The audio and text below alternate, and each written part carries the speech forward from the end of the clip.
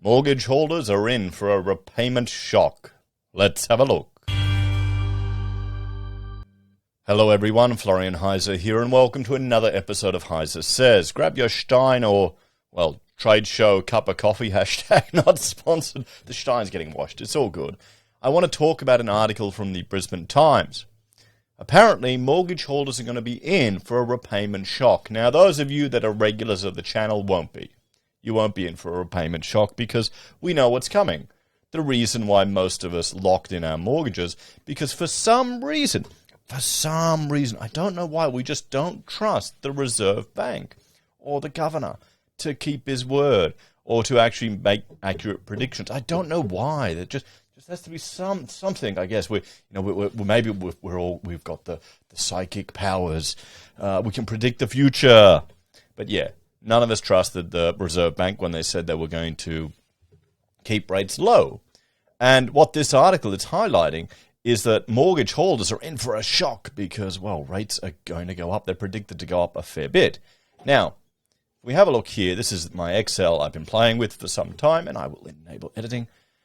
Now, let's say you got a 580 grand mortgage, you locked in at 1.99%, and you jump from 1.99 up to a fixed rate. One of the current ones is 5.39. I'm not sure which bank this is, but they're all pretty similar. Now, the repayment jump that you're taking is going to be a 51% increase in your repayment. So you'll be having to find another $1,100 a month. Now, that's going to be the jump. Now, if this is shocking to you or not depends on how much attention you're paying to your finances. Now, hopefully, well, okay. The demo of the channel, most of us are 35-year-old males. That's the majority of the viewers. We've got about 92% blokes. There's a few people younger, a few ladies. And judging by the comments, we've got a lot of people in professions and businesses and tradies. So you got people that are, well, probably got their shit together, to be quite honest. So I'll be shocked if we're going to see people that are going to be surprised or not, haven't planned for it. Even if you've locked in and, things are doing a bit tight right now and not enough money's coming in. You've got a few years to prepare and plan. Now, I'm hoping that's going to be the majority and that we'll have a minority of people that may have put themselves too far, may fall over, they may have to sell at a loss. But I don't think it's going to be calamitous, or at least I'm hoping it won't be calamitous. Maybe I'm just being naive and overly optimistic, but I tend to think the newspaper articles and publications will always emphasize, the sob story. Oh, I bought 4 investment houses. The bank lent me too much money. Boo-hoo, bloody hoo. So let's have a look to see what Brisbane Times has to say about it. Okay. Home buyers are being warned to prepare for repayment shock as rising inflation pressures force the Reserve Bank to consider delivering the largest one-off interest rate rise in 2 decades. Amid signs the economy is being buoyed by increasingly profitable businesses. The head of the Australian Prudential Regulation Authority, Wayne Burns, said on Tuesday the unexpected emergence of inflation pressure... What? How is it unexpected? Okay, it's unexpected. Sure. Was it unexpected to any of you guys? Let me know in the comments. Anyway, so unexpected. What? I don't know what that was, but that was cool. Okay. Oh, wait a minute. Hey, look at. I can do these things in my. Anyway, come on, Florian. Pay attention. Unexpected. So, and higher interest rates would have a significant impact on borrowers, especially with house prices expected to fall.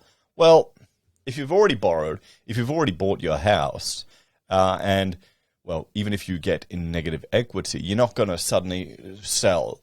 And if you're meeting your repayments and everything else is hunky-dory, the bank isn't going to pressure you. They'd rather it just keeps going like normal, because in the long run, you should be fine. Okay, unless you did something really stupid, like paying an insane amount of money for a property in the middle of nowhere because there was a rare boom in mining.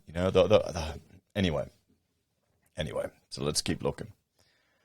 Mortgage sizes swelled to record levels throughout the COVID pandemic, as interest rates were slashed and consumers unable to leave the country sank money into the property market. The average new mortgage in New South Wales has reached $800,000, while in Victoria it's $650,000. Now these are the mortgages. So let's do the same thing here with the average New South Wales mortgage. 800. Oh boy. So there you're going. A $1,500 increase. So you're going from $2,900 up to $4,400. So you need to find another $1,500 a month. Now, hopefully, if you're borrowing $800,000, that should be something that you can manage. But for some, it may not be. I mean, could you handle another $1,500 a month, guys? Even if you could, you know what that'll mean? Less spending on discretionary items, less. Maybe you have to cut back on schooling, maybe less swimming lessons. That subscription you have to Disney Plus has to go. That Amazon Prime subscription has to go. Oh, you can't eat out at that restaurant every other day. You have to start making your own coffee rather than going to 7-Eleven. Those dollar coffees are too high. Well, no, that's never going to happen. And let's do the same. Let's play the same in Victoria for $650. So this will manifest in the retail sector, guys. Oh, yeah, $650. And these are just dumb calcs, just to give you a comparison. There you go, $1,200. What about $1 million? $1 million. How much does it cost to borrow $1 million? Service that at the moment. There you go. So under $4,000, you're talking $2,000. The Reserve Bank started lifting interest rates in May, taking them to 0.35%. Oh boy! Wait, I have to get out my chart, my cash rate chart that I updated there. See the little bump up? And what was the first increase in rates since 2010? Financial markets and the bank expect rates to continue increasing in a bid to bring inflation, currently at 5.1%, under control. Okay, how's it going to bring inflation under control? Maybe in, the sector most impacted by it, which is real estate, okay? But housing isn't really captured in CPI, is it? Is it going to make any difference to imported products? It might impact the value of the Australian dollar relative to the US dollar and then impact our imports, but honestly, I don't know how much of an impact it's going to have. We'll have to see. It may cool down demand in certain sectors. The bank is expected to lift rates by at least 0.25 percentage points at its meeting next Tuesday, with financial markets and some economists tipping a 0.4 percentage point jump. Such an increase would be the largest one-month lift since it pushed up rates by 0.5 percentage point in the early 2000s. Buyers speaking in Sydney said the Australian economy was entering a very difficult environment, and the regulator was closely watching mortgage holders on fixed rates that will be due to expire soon, and people who took on mortgages many times the size of their annual income. The faster than expected emergence of higher inflation and interest rates will have a significant impact on many mortgage borrowers, with pockets of stress likely, particularly if interest rates rise quickly and, as expected, housing prices fall, he said in a speech to the Australian Financial Review Banking Summit.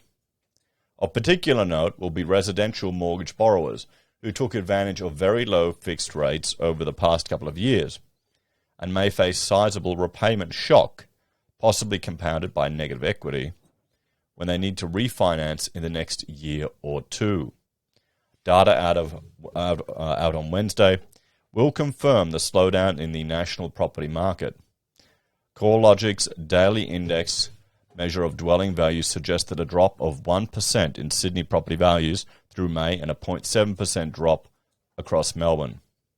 While the property market is slowing, data on Tuesday showed the economy continued to grow relatively strongly through the first 3 months of the year, despite deadly flooding across New South Wales and Queensland.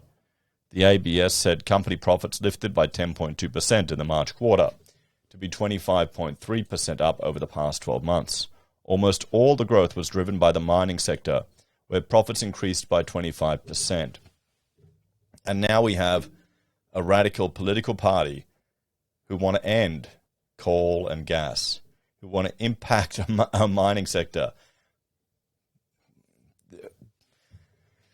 Do people realize what they're voting for when they're ticking the boxes? Do they understand this will have impact on our entire country more than you realize? I'm sure they don't. I'm sure they don't. The strength of the jobs market, maybe they need to learn, was also evident with wages and salaries up by 1.8% to be 5.2% higher over the year. This measure includes both the number of people in work and their pay. Separate data, however, showed the export sector will deliver a 1.75 percentage point hit to growth in the quarter as imports lifted and the amount of exports, particularly out of the rural sector, fell. Senior ANZ economist Felicity Emmett said the figures suggest that labour costs were picking up, putting pressure on the Reserve Bank to consider a large rate rise next week. The RBA's preferred measure of wider labour costs, non-farming average earnings per hour, rose by a strong 2.6% in the quarter and more than 5% year-on-year, keeping speculation of a 0.4 percentage point move in the June meeting very much alive, he said. So there we go, everyone. Let's have a talk about this. Well, we're going to see some people are going to be hit with big increases. You saw that $1 million, $1 million mortgage at $2,000 a month you've got to find. Hopefully the people who have borrowed this money will be in a situation to manage it. We see the banks are also limiting the risk they want to take on. They're worried. Now is the time. Now is the for you to prepare and plan for this. Okay? Prepare, set aside, talk to your friends who are going willy-nilly. Because, well, we've got to see what's happening. And remember, if they can increase demand for property, they can keep at a reasonable level. Even if we had a 20% fall, everyone, we're still going to be back at levels that were considered unaffordable to average and normal Australians. Maybe that's just how property and housing is here in the country. We'll have to see. I'm keeping an ear out and looking for articles and any discussions trying to push the narrative more towards increasing migration, because that will put demand on our housing sector and on other parts as well, on infrastructure. Maybe they'll use that to justify increased infrastructure spending for economic stimulus. Forget about the debt. Hey, if Liberals don't worry about the debt, why should Labor? Anyway, guys, let me know your take on this one. Are you preparing for mortgage repayment shock? Take care, have a great day, and I'll see you in the next episode. If you want to support the channel, there are a few ways you can. You can join us on YouTube or Patreon. Use our referral links at Amazon, eBay, Independent Reserve, or AussieBroadband, or contact us if you need any architectural services. Take care, guys. Have a great day, and I'll see you next time. Damn, that's going to be some big repayments for some people. I wonder how many investors will start pushing up Brent.